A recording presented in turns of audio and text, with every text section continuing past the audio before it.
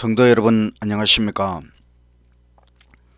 오늘은 성경 66 달통 준비 말씀으로 노아 언약, 아브라함 언약에 대하여 말씀을 드리겠습니다.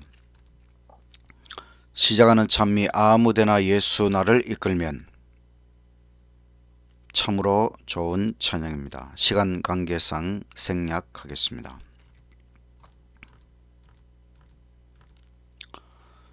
기도를 드리겠습니다. 하늘에 계신 하나님 아버지, 오늘 노아 언약과 아브라함 언약에 대하여 배우려고 하오니 주의 성령 우리를 깨우쳐 주시고 하나님의 귀한 언약에 대하여 잘 깨달을 수 있도록 함께하여 주시옵소서. 예수님 이름으로 기도드리옵나이다. 아멘. 둘째 찬미 544장 예수 따라가며 복음 순종하면 참 좋은 찬미입니다. 꼭 한번 불러보시기 바랍니다.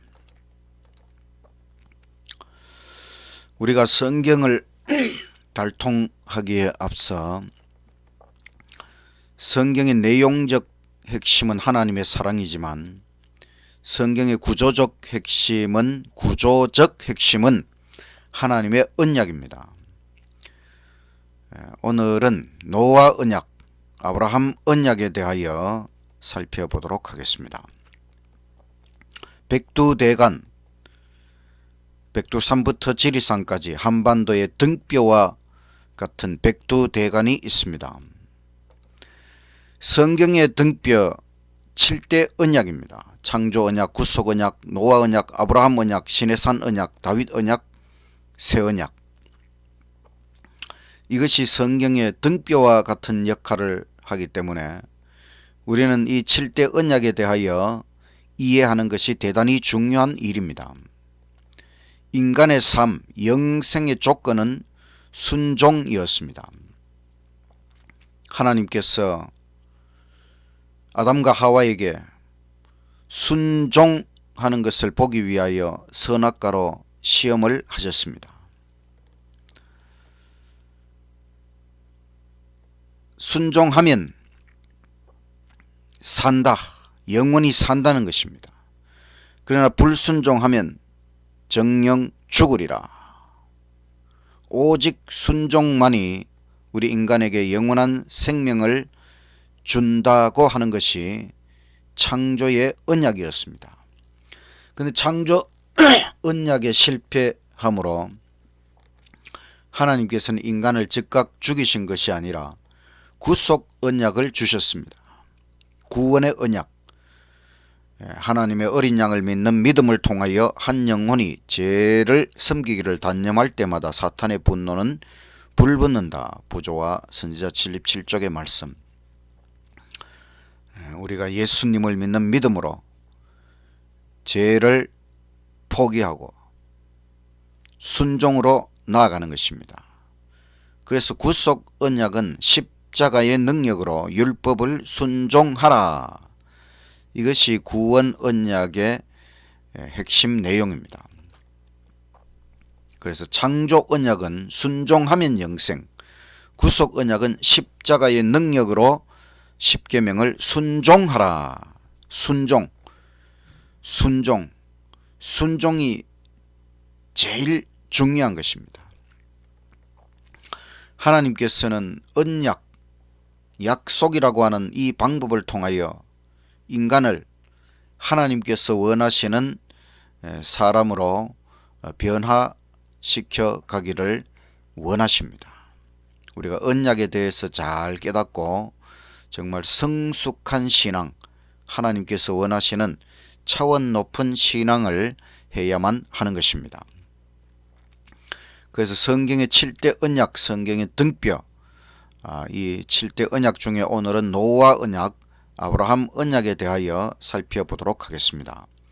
먼저 노아 언약. 죄의 역사는 오래 가지 않았습니다. AM이라고 하는 창조로부터 시작해서 연대를 잡는 것, 창조로부터 1656년 정도 지났을 때에 노아 시대에 대홍수 심판이 있었습니다. 창세기 6장 5절 여호와께서 사람의 죄악이 세상에 가득함과 그 마음의 생각의 모든 계획이 항상 악할 뿐임을 보시고 땅 위에 사람 지으셨음을 한탄하사 마음에 근심하시고 가라사대 나의 창조한 사람을 내가 지면에서 쓸어버리되 사람으로부터 육축과 기는 것과 공중의 새까지 그리하리니 이는 내가 그것을 지었음을 한탄함이니라 하시니라. 그러나 노아는 주의 눈에서 은혜를 찾았더라. 너무너무 사람들이 제약적이어서 하나님이 사람 지으셨음을 한탄하시고 이제 심판하시겠다고 말씀하십니다. 노아와 세우신 언약 방주의 구원 창세기 6장 18절 그러나 너와는 내가 내 언약을 세우리니 너는 너 아들들과 너의 아내와 너의 자보들과 함께 그 방주로 들어가고 혈육 있는 모든 생물을 너는 각기 암수 한 쌍씩 방주로 이끌어들여 너와 함께 생명을 보존케 하되. 하나님께서는 이와 같은 심판의 와중에 또한 구원의 방법에 대해서도 말씀해 주십니다. 노아는 120년 동안 방주를 만들면서 사람들에게 하나님의 심판의 기별을 전하였습니다. 120년은 엄청난 시간이고 또 그 시간 동안 만든 방주는 엄청나게 큰 것이었습니다. 사람들은 노아의 말을 듣지 않았지만은 짐승들은 순종하였습니다. 짐승들이 쌍을 지어서 나와서 방주 안으로 들어간다고 하는 것, 이건 정말 놀라운 현상이고 놀라운 일이었습니다. 하나님께서 하나님의 섭리 가운데 짐승들이 순종하도록 하셨고 짐승들은 순종하였지만 그러나 인간은 불순종하였습니다. 하나님의 창조의 최종 목적 인간, 도덕적 존재, 자유의지를 가진 인간은 불순종하였습니다. 결국은 대홍수 물 심판은 하나님의 말씀대로 일어났고 그들은 결국 죽을 수밖에 없었습니다. 예수님께서 마태복음 24장에 재림의 징조에 대하여 말씀하시면서 이렇게 말씀하셨지요.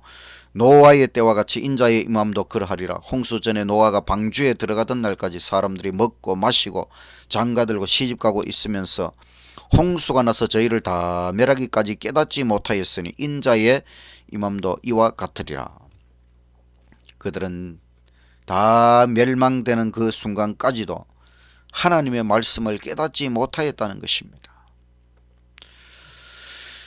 방주에서 나온 노아의 희생제사 창세기 8장 20절 노아가 여호와를 위하여 단을 쌓고 모든 정결한 짐승 중에서와 모든 정결한 새 중에서 취하여 번제로 단에 드렸더니 여호와께서 그 향기를 흠양하시고 그 중심에 이르시되 내가 다시는 사람으로 인하여 땅을 저주하지 아니하리니 이는 사람의 마음에 계획하는 바가 어려서부터 악함이라. 내가 전에 행한 것 같이 모든 생물을 멸하지 아니하리니 땅이 있을 동안에는 심음과 거둠과 추위와 더위와 여름과 겨울과 낮과 밤이 쉬지 아니하리라.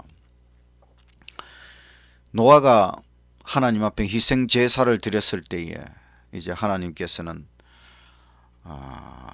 이제 이처럼 이런 아주 비참한 전면적인 심판을 하지 않겠다고 말씀하십니다. 노아가 드린 희생 제사, 이것은 무엇을 나타내는 것일까요? 바로 예수님, 세상 죄를 지고 가는 하나님의 어린 양 예수 그리스도를 나타내는 것입니다. 희생제물이신 그리스도께 대한 믿음, 그가 방주에서 나와서 처음으로 한 일은 제단을 쌓고 각종 정결한 짐승과 새들 중에서 희생을 드려서 구원에 대한 그의 감사를 하나님께 드린 일이었다. 그는 그같이 함으로 위대한 희생제물이신 그리스도께 대한 그의 신앙을 나타냈다. 이 제사는 주를 기쁘시게 했으며 족장과 그의 가족뿐 아니라 땅에 살게 될 모든 사람에게 축복을 가져다 주었다.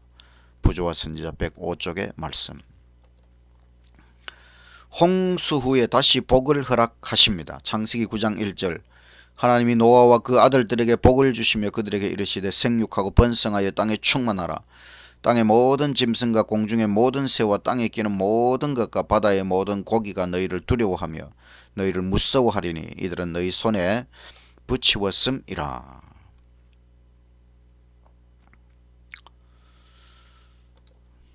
노아의 언약, 심판 대신에 삶, 생명을 주시는 것. 창세기 9장 8절.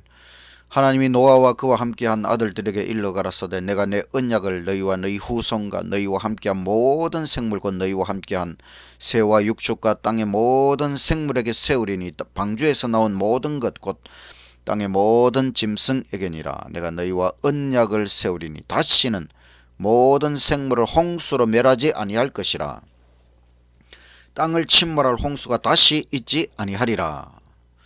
하나님께서 노아와 언약을 맺으시고 이제 심판, 전면적인 심판 대신에 삶, 생명을 주겠다. 하나님은 심판이 먼저가 아니고 우리에게 삶, 생명, 구원, 자비를 베푸시는 것이 항상 먼저라고 하는 것을 기억하게 되시기를 간절히 바랍니다. 언약의 증거로 하나님께서 무지개를 주셨습니다. 창세기 9장 12절. 하나님이 가라사대 내가 나와 너희와 및 너희와 함께하는 모든 생물 사이에 영세까지 세우는 언약의 증거는 이것이라. 내가 내 무지개를 구름 속에 두었나니 이것이 나와 세상 사이에 언약의 증거니라. 그냥 무지개가 아니고 내 무지개, 하나님의 무지개. 무지개는 하나님을 표상하는 것입니다. 하나님 무지개. 이것이 무엇을 의미하는 것일까요? 무지개는 무엇인가? 요한계시록 4장 3절. 앉으신 이의 모양이 벽옥과 홍보석 같고 또 무지개가 있어 보좌에 둘렸는데 그 모양이 녹보석 같더라. 하나님의 보좌, 하나님 위에는 무지개가 그 보좌에 둘려 있습니다. 이 무지개는 무엇을 나타내는가? 엘렌 G 화이트 선지자 요한복음 3장 16절 주석에서 이렇게 말씀하셨습니다. 구름 속에 있는 무지개가 햇빛과 소나기가 한데 연합함으로써 생기는 것 같이 보좌를 두르고 있는 무지개는 자비와 공의에 연합된 힘을 나타낸다. 구원을 온전케 하는 것은 자비와 공의를 잘 조화시켜 놓은 덕분이다. 우리들이 세상의 구속주와 여호와의 율법을 함께 바라볼 때 그 두 속성의 연합이 우리로 하여금 주의 온유함이 나를 크게 하셨다라고 부르짖게 한다. 햇빛과 소나기가 연합해야 무지개가 되는 것처럼 자비와 공의, 하나님의 두 가지 중요한 속성, 자비와 공의의 연합, 이것이 무지개를 나타내는 것입니다. 항상 자비와 공의의 연합, 언약의 핵심이 십자가와 십계명, 십자가의 자비, 십계명의 공의, 이 연합, 바로 언약의 기초와 핵심을 나타내는 것이 자비와 공의, 십자가와 십계명, 그것이 또한 무지개가 나타내는 것이다. 그러나 다시 반역하는 인간. 창세기 11장 1절. 온 땅에 말이 하나요 언어가 하나이었더라. 이에 그들이 동방으로 옮기다가 신할 평지를 만나 거기 가고 서로 말하되 자 벽돌을 만들어 견고히 굽자 하고 이에 벽돌로 돌을 대신하며 역청으로 진흙을 대신하고 또 말하되 자 성과 대를 쌓아 대 꼭대기를 하늘에 닿게 하여 우리 이름을 내고 온 지면에 흩어짐을 면하자 하였더니 탑을 쌓았습니다.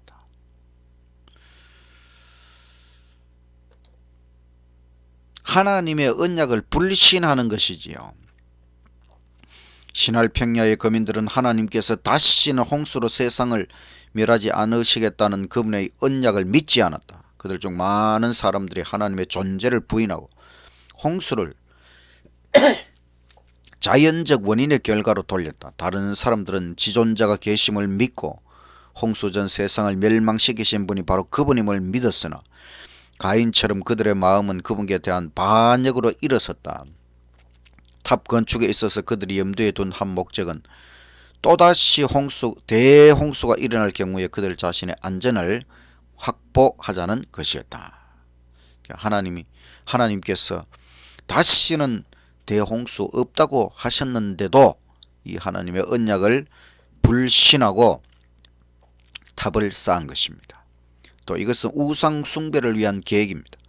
홍수의 물결이 닿은 높이보다 훨씬 더 높은 건축물을 만듦으로 그들이 어떤 위험도 미치지 못하는 곳에 있게 되리라고 생각했다. 그리고 구름이 있는 층에까지 올라갈 수 있게 되면 홍수의 원인을 규명해 보기를 소망했다. 이 전체적인 사업은 한 걸음 더 나아가 그 계획 이반자들의 이름을 높이고 후세 사람들의 마음을 하나님에게서 떠나게 하고 저들을 우상 숭배로 끌어들이기 위하여 계획되었다.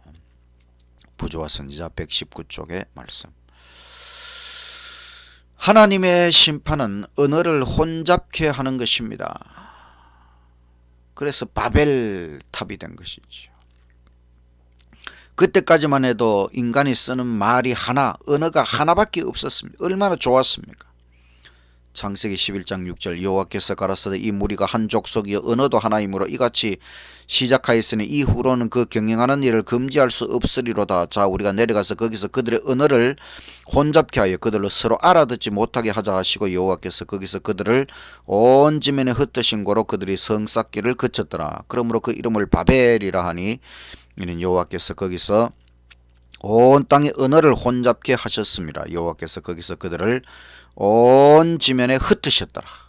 바벨탑을 쌓은 결과는 언어가 나누어지고 이제 같은 언어를 쓰는 사람들끼리 흩어질 수밖에 없었습니다.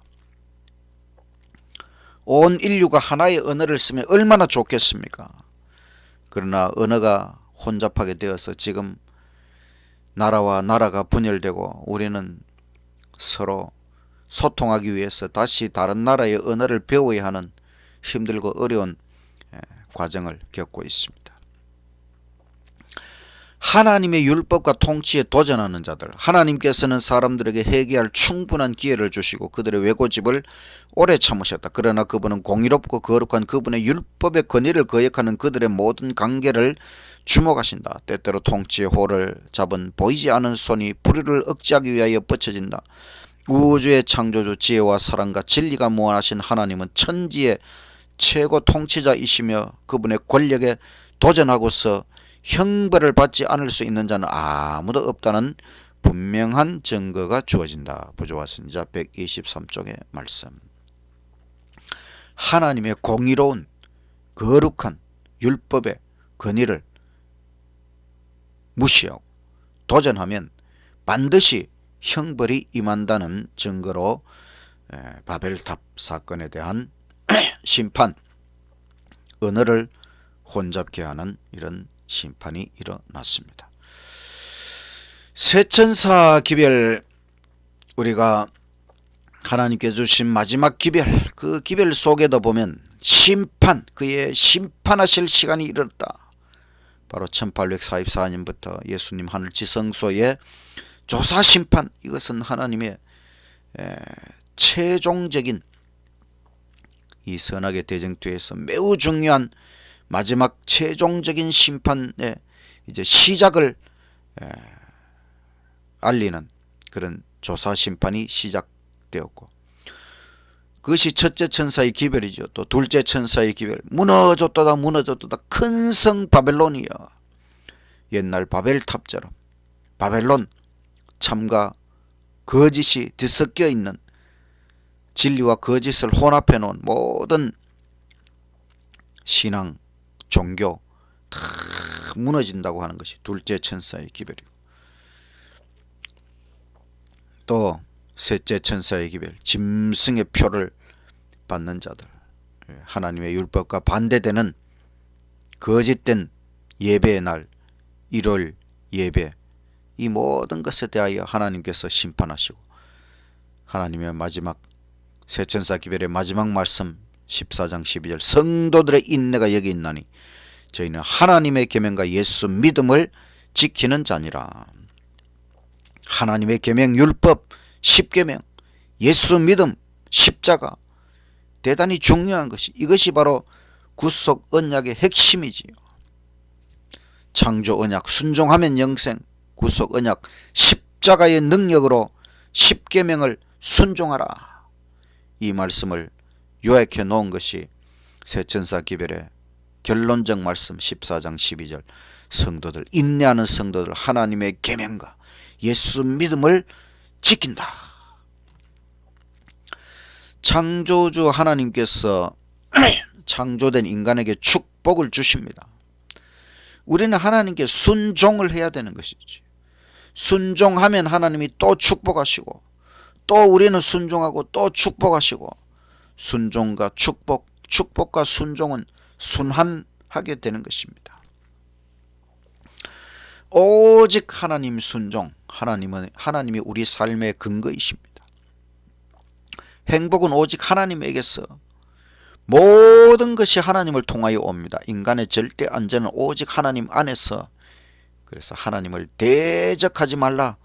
오직 하나님께 전적으로 마음에서 우러난 순종을 해야 됩니다. 그것이 언약을 깨달은 백성의 삶입니다. 그래서 창조 언약, 구속 언약, 노아 언약, 언약의 핵심은 하나님, 율법 순종입니다. 하나님께 순종하고 율법에 순종하는 것, 오직 순종하며 살아가게 되시기를 간절히 바랍니다. 아브라함 언약에 대하여 계속하여 말씀을 드리겠습니다.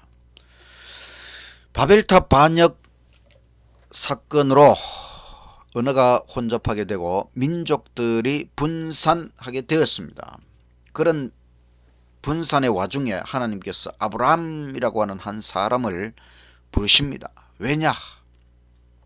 바로 언약, 하나님의 이 구원의 언약을 이어가도록 하기 위하여 아브라함을 부르십니다. 창세기 12장 1절. 여호와께서 아브라함에게 이르시되 너는 너의 본토 친척 아버지 집을 떠나 내가 너에게 지시할 땅으로 가라. 내가 너로 큰 민족을 이루고 너에게 복을 주어 너의 이름을 창대케 하리니 너는 복의 근원이 될지라.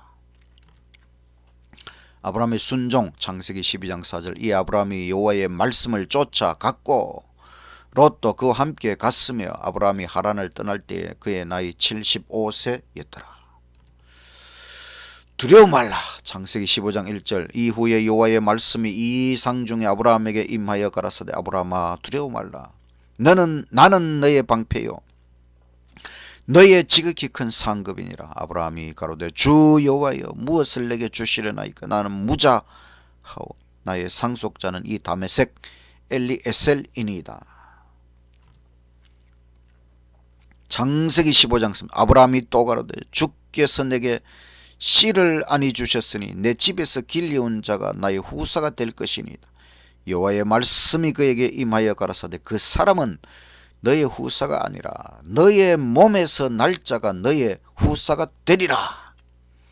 하나님께서 아브라함에게 후손에 대하여 약속하셨습니다. 별처럼 많을 자손에 대하여 약속하십니다. 창세기 15장 5절. 그를 끌고 밖으로 나가 가라사대 하늘을 우러러 무별을 셀 수 있나 보라. 또 그에게 이르시되 너 자손이 이와 같으리라. 아브라함이 여호와를 믿으니 여호와께서 이를 그의 의로 여기시고 또 그에게 이르시되 나는 이 땅을 너에게 주어 업을 삼게 하려고 너를 갈대아 우르에서 이끌어낸 여호와로라. 그리고 하나님과 아브라함이 언약을 맺습니다. 창세기 15장 17절. 해가 져서 어두울 때에 연기나는 풀무가 보이며 타는 횃불이 쪼갠 짐승 고기 사이로 지나더라. 그날에 여호와께서 아브라함으로 더불어 언약을 세워 가라사대 내가 이 땅을 애굽 강에서부터 그 큰 강 유브라데까지 너의 자손에게 주노니. 이 언약, 하나님과 아브라함이 맺은 언약은 피로써 맺은 언약, 목숨을 걸고 하는 언약입니다. 쪼갠 짐승을 반쪽으로 갈라서 그 사이로 언약을 맺는 당사자가 지나간다고 하는 것은 이 짐승의 생명처럼 목숨을 걸고 이 약속을 지키겠다고 하는 굳은 맹세를 나타내는 것입니다. 하나님께서 이처럼 놀라운 약속을 아브라함과 맺으셨습니다. 그게 아브라함 언약입니다. 그런데 아브라함은 아직 아들이 없었습니다. 그래서 그 부인의 여종 하가를 통하여 이스마엘을 생산했는데, 그때가 부르심을 받고 11년이 지난 86세에 이스마엘을 생산했지만 이것은 인간적인 방법이요 하나님의 약속의 궁극적인 성취가 아니었습니다. 하나님의 약속의 성취는 100세, 아브라함이 100살이 되었어야 이루어집니다. 창세기 17장 1절, 아브라함의 99세 때에 여호와께서 아브라함에게 나타나서 그에게 이르시되 나는 전능한 하나님이라. 너는 내 앞에서 행하여 완전하라. 내가 내 언약을 나와 너 사이에 세워 너로 심히 번성케 하리라. 내가 너와 내 언약을 세우리. 넌 열국의 아비가 될지라. 이제 후로는 너 이름을 아브람이라 하지 아니하고 아브라함이라 하리니 이는 내가 너로 열국의 아비가 되게 함이니라. 아브람이라는 이름의 뜻은 불확실합니다. 큰아버지, 개인적인, 그러나 아브라함, 열국의 아버지, 많은 사람의 아버지. 그래서 아브라함이 그저 한 사람의 큰아버지 정도가 아니라 많은 사람의 아버지 아브라함이라는 이름으로, 언약의 이름으로 하나님께서 이름을 바꾸어 주셨습니다. 영원한 언약, 창세기 17장 6절, 내가 너로 심히 번성케 하리니 나라들이 너에게로 쫓아 일어나며 열왕이 너에게로 쫓아나리라. 내가 내 언약을 나와 너와 너 대대 후손 사이에 세워 영원한 언약을 삼고 너와 내 후손에 하나님이 되리라. 하나님이 되어주시겠다는 것은 모든 것을 책임지겠다는, 이것이 바로 하나님의 언약입니다. 하나님이 우리에게 모든 것을 이루어 주시는 하나님이 되리라. 너희의 하나님이 되리라. 하나님, 그 언약의 표징으로 할례를 명하십니다. 창세기 17장 9절, 하나님이 또 아브라함에게 이르시되 그런즉 너는 내 언약을 지키고 너 후손도 대대로 지키라. 너희 중 남자는 다 할례를 받으라. 이것이 나와 너희와 너희 후손 사이에 지킬 내 언약이니라. 너희는 양피를 베어라. 이것이 나와 너희 사이에 언약의 표징이니라. 언약의 증표, 할례, 남자들아 할례를 행하도록. 아브라함의 이름도 바꾸시고 그 부인의 이름도 바꾸십니다. 창세기 17장 15절, 하나님이 또 아브라함에게 이르시되 너 아내 사레는 이름을 사레라 하지 말고 그 이름을 사라라 하라. 내가 그에게 복을 주어 그로 너에게 아들을 낳아주게 하며 내가 그에게 복을 주어 그로 열국의 어미가 되게 하리니 민족의 열왕이 그에게서 나리라. 사레, 나의 왕비, 어떤 개인 한 사람의 왕비. 사라, 그냥 왕비, 많은 사람의 왕비, 열국의 어미 사라. 사라가 낳을 아들을 약속하십니다. 창세기 17장 17절, 아브라함이 엎드려 웃으며 심중에 이르되 100세 된 사람이 어찌 자식을 낳을까? 사라는 90세니 어찌 생산하리요 하고 아브라함이 이에 하나님께 고하되 이스마엘이나 하나님 앞에 살기를 원하나이다. 17장 19절, 하나님이 가라사대 아니라 너 아내 사라가 정녕 너에게 아들을 낳으리니 너는 그 이름을 이삭이라 하라. 하나님께서 이삭이라고 하는 이름을, 아이가 태어나기도 전에 이름을 지었어. 이삭의 뜻은 웃음. 내가 그와 내 언약을 세우리니 그의 후손에게 영원한 언약이 되리라. 내 언약은 내가 명년 이 기한에 사라가 너에게 낳을 이삭과 세우리라. 사라가 또 의심하고 웃습니다. 창세기 18장 11절, 아브라함과 사라가 나이 많아 늙었고 사라의 경수는 끊어졌는지라 사라가 속으로 웃고 이르되 내가 노쇠하였고 내 주인도 늙었으니 내게 어찌 낙이 있으리요. 여호와께서 아브라함에게 이르시되 사라가 왜 웃으며 이르기를 내가 늙었거늘 어떻게 아들을 낳으리요 하느냐. 여호와께 능치 못한 일이 있겠느냐. 기한이 이를 때에 내가 너에게로 돌아오리니 사라에게 아들이 있으리라. 약속대로 이루시는 하나님. 창세기 21장 1절 여호와께서 그 말씀대로 사라를 권고하셨고 여호와께서 그 말씀대로 사라에게 행하셨으므로 사라가 잉태하고 하나님 말씀하신 기한에 미쳐 늙은 아브라함에게 아들을 낳으니 아브라함이 그 낳은 아들 곧 사라가 자기에게 낳은 아들을 이름하여 이삭, 웃음, 기쁨이라 하였고 그 아들 이삭이 난 지 8일 만에 그가 하나님의 명대로 할례를 행하였더라. 아브라함이 그 아들 이삭을 낳을 때에 100세라. 하나님의 약속은 반드시 이루어지는 것입니다. 믿으시기를 간절히 바랍니다. 20년 후에 아브라함을 시험하십니다. 창세기 22장 1절 그 일 후에 하나님이 아브라함을 시험하시려고 그를 부르시되 아브라함아 하시니 그가 가로되 내가 여기 있나. 여호와께서 가라사대 너의 아들 너의 사랑하는 독자 이삭을 데리고 모리아 땅으로 가서 내가 너에게 지시하는 한 산 거기서 그를 번제로 드리라.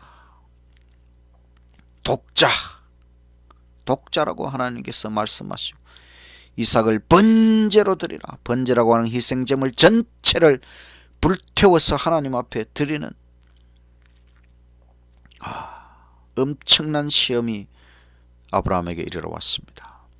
20살 청년 이삭, 독생자 이삭, 약속의 아들, 언약의 아들, 그 아들을 통하여 큰 민족을 이룬다고 약속하셨습니다. 그런데 이 아들을 번제로 드리라. 엄청난 시험. 그러나 순종하는 아브라함. 창세기 22장 9절 하나님이 그에게 지시하신 곳에 이른지라 이에 아브라함이 그곳에 단을 쌓고 나무를 벌려놓고 그 아들 이삭을 결박하여 단 나무 위에 놓고 손을 내밀어 칼을 잡고 그 아들을 잡으려 하더니 여호와의 사자가 하늘에서부터 그를 불러 가라사대 아브라함아 아브라함아 하시는지라. 아브라함과 이삭이 하나님의 명령을 순종하였습니다. 아브라함이 이삭을 죽이려고 칼을 들었습니다. 그러나 하늘의 천사가 내려와서 그 일을 가로막았습니다. 그리고 말씀하십니다. 창세기 22장 12절 사자 천사가 가라사대 그 아이에게 너의 손을 대지 말라. 아무 일도 그에게 하지 말라. 너가 너 아들 너의 독자라도 내게 아끼지 아니하였으니 내가 이제야 너가 하나님을 경외하는 줄을 아노라. 이제서야 하나님께서는 아브라함이 진짜로 하나님을 경외하는 것을 인정하신다는 것입니다. 그럼 이제 이전에는 아브라함의 생애가 어떠했습니까? 아브라함은 불신과 실패를 경험했습니다. 첫 번째 애굽에서 자기 아내를 여동생이라고 속인 거짓말을 했습니다. 두 번째는 하갈을 취하여 이스마엘을 생산한 것도 하나님을 불신하고 잘못한 것입니다. 세 번째 하나님을 향하여 비웃었습니다. 100세에 어찌 아들을 얻겠습니까? 네 번째 그랄에서 또 아내를 여동생이라고 속인 거짓말. 물론 여동생이 맞지만 그러나 지금은 여동생이 아니고 아내이기 때문에 아내라고 해야 되는데 하나님의 인도와 보호하심을 불신하고 또 거짓말을 인간적인 거짓말을 한 것이지. 이렇게 완전한 믿음을 갖지 못한 아브라함을 하나님께서 시험을 통하여 완전한 순종 그것을 이끌어 내셨습니다.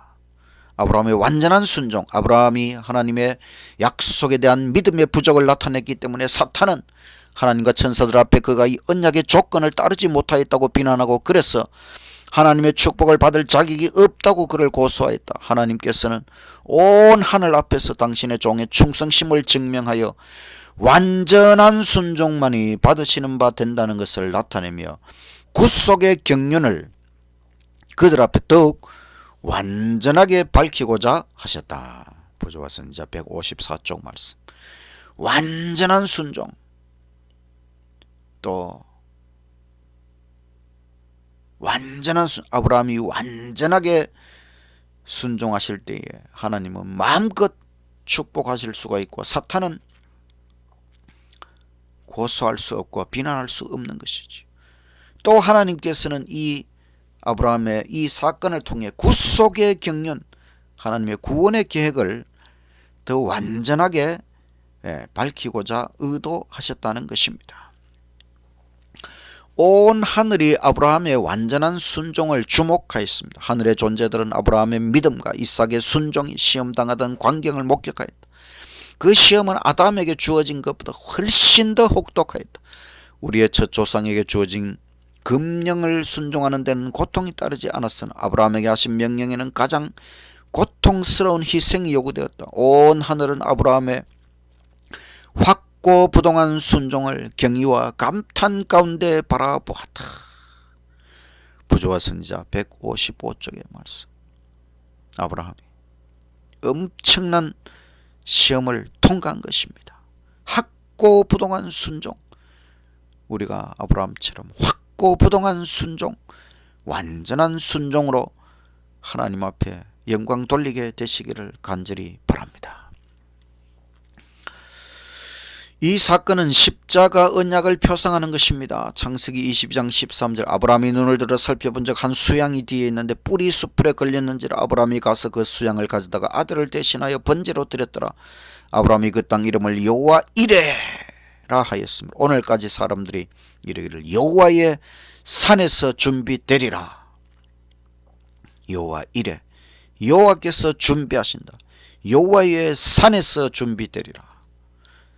여호와의 산, 이 모리아 산, 아브라함이 이삭을 하나님 앞에 번제로 드린 이 모리아 산이 바로 예루살렘, 예수님 십자가가 세워지는 그곳 예루살렘.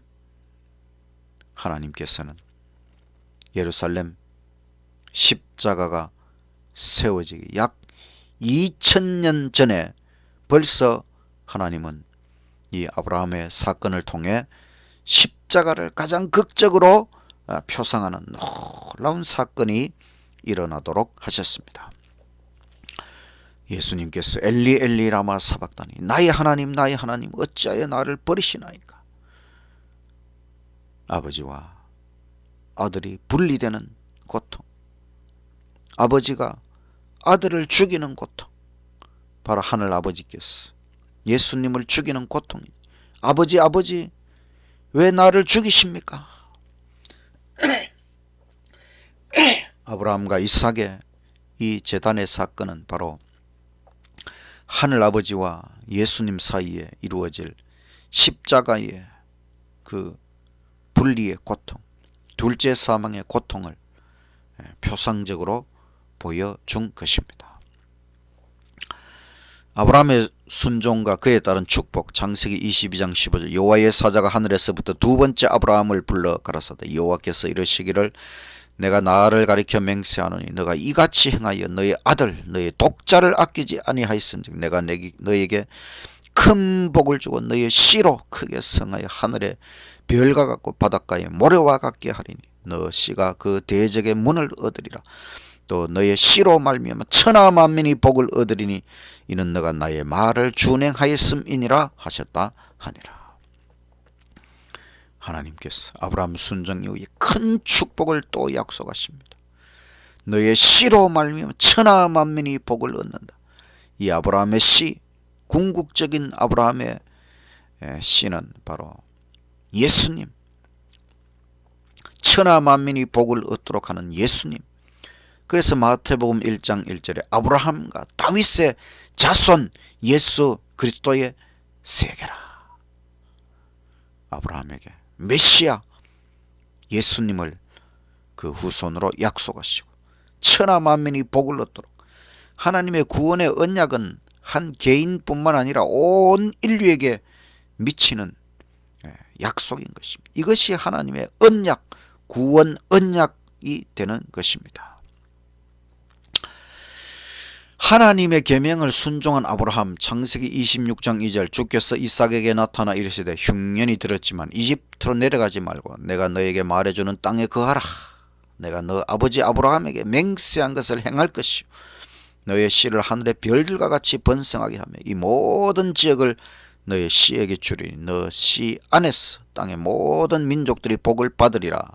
이는 아브라함이 내 음성에 순종하고 내 명령과 내 계명과 내 법규와 내 법률을 지켰음이니라. 아브라함이 순종한 것, 순종, 하나님의 계명, 하나님의 말씀, 하나님께 대한 순종이 너무너무 중요하다고 하는 것을 한 번 더 강조하여 말씀하십니다. 아브라함 언약의 성취자, 아브라함 언약의 성취자는 죽을 뻔했던 이삭이었습니다. 아니, 이삭으로 표상되었던 예수님이었습니다. 아버지 하나님께서 예수님을 죽이심으로 인간 천하 만민이 복을 얻게 되었습니다. 이 복이 진짜 복, 구원, 영생의 복, 엄청난 복을 아브라함의 후손 예수님을 통하여 모든 인류에게 베풀어 주시는 것입니다.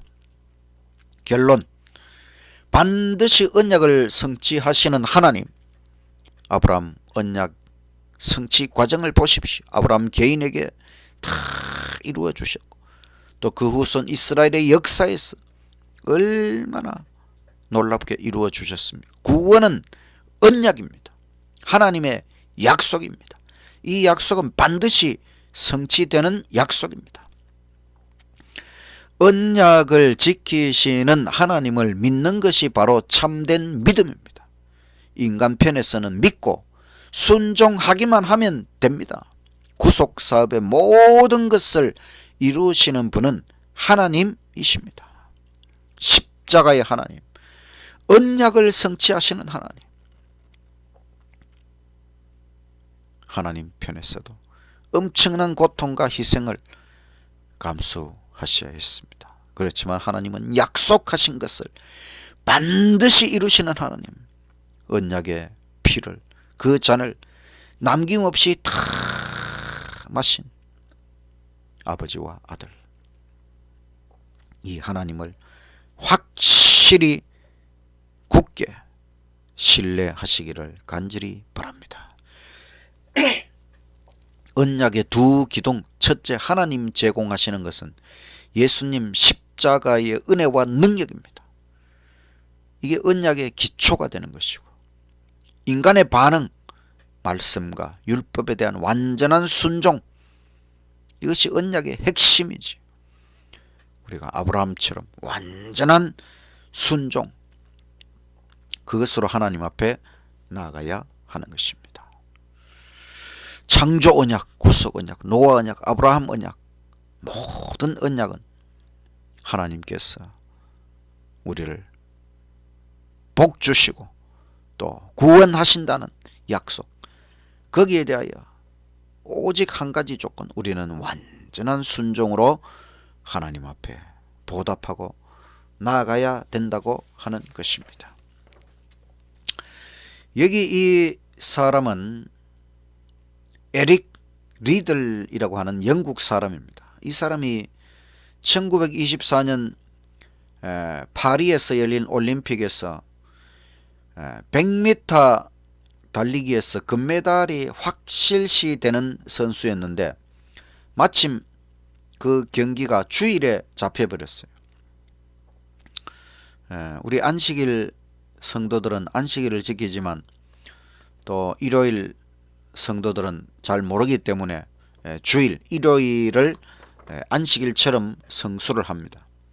근데 이 사람이 이제 주일에 경기 일정이 잡혀서 저는 주일에는 달리지 않습니다, 이렇게 선언을 해버렸어요.